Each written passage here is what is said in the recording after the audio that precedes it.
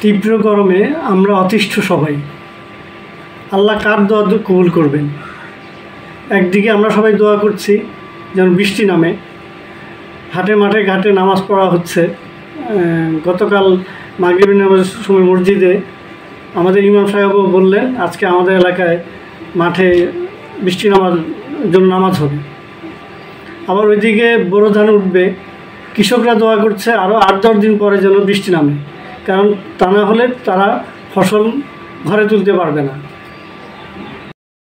এর সমাধান হিসাবে আমরা যখন সবাই বলছি যে আরও বেশি করে গাছ লাগানো প্রয়োজন, তাহলে পরিবেশ ঠান্ডা হবে। এর মধ্যে কিন্তু একজন দেখলাম আলোর ছটা ফাউন্ডেশন, উনি লিখেছেন মানুষ যখন স্রষ্টার পথ থেকে বিচ্যুত হয় প্রকৃতি তখন বিগড়ে বসে। তীব্র গরমে হাঁসফাঁস দশা, সমাধান গাছ লাগানোতে নয়, তাও বা করুন। দেখুন মানুষ কত বড় বোকা হলে এরকম কথা বলতে পারে। আপনি আসলে ধর্মান্ধ হলে মানুষ মূর্খই হয়ে যায়। উনি যখন রাস্তা দিয়ে হেঁটে যান, যখন তীব্র গরমে অতিষ্ঠ হন, তখন উনি কেন গাছের নিচে দাঁড়ান? উনি তো দোয়া দুরূদ পড়তে পড়তে রাস্তা দিয়ে হেঁটে যেতে পারতেন। এই হুজুর বলছেন গাছ লাগানোতে কোনো সমাধান নয়। এই স্ট্যাটাস দিয়েছেন তুমি প্রায় 4 দিন আগে। গতকাল আবার তিনি স্ট্যাটাস দিয়ে বলেছেন যে তাপমাত্রা 3 ডিগ্রি কমে গেছে, কারণ দেশে খুব দোয়া নামাজ হচ্ছে। আসলে কি তাই?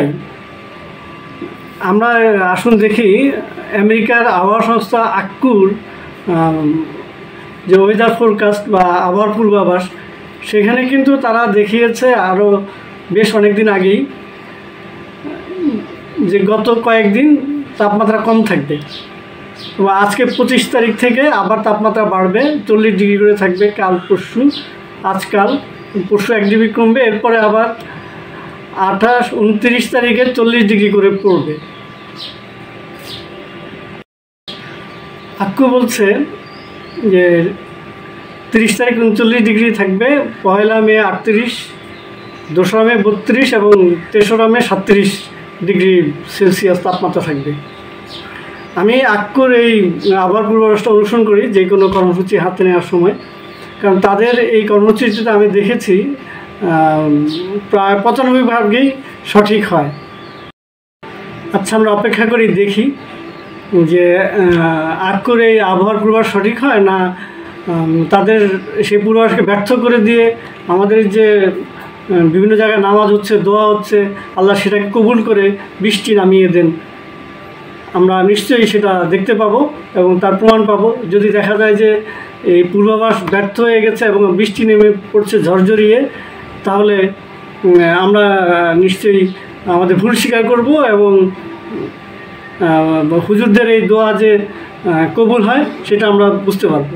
তবে একটা জিনিস মনে রাখবেন, প্রকৃতি বা আল্লাহর একটা সৃষ্টির নিয়মে চলে, সেখানে কোনো দোয়া দরুদে কাজ হয় বলে বিশেষ করে বৃহত্তর ক্ষেত্রে সেটা আমি মনে করি না।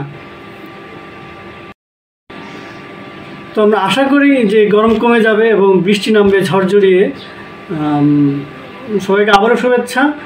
জয় বাংলা, জয় বঙ্গবন্ধু।